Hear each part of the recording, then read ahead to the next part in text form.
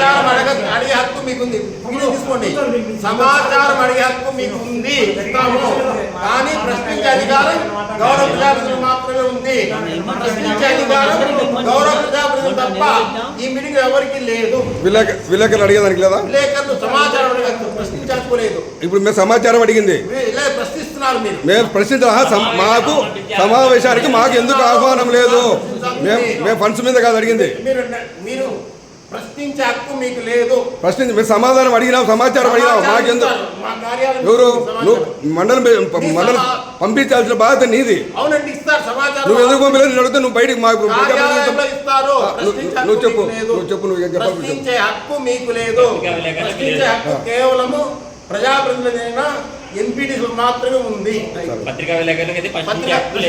సమాచారం హక్కు ఉంది, సమాచారం అడిగే హక్కు మీకు ఉంది. రైట్.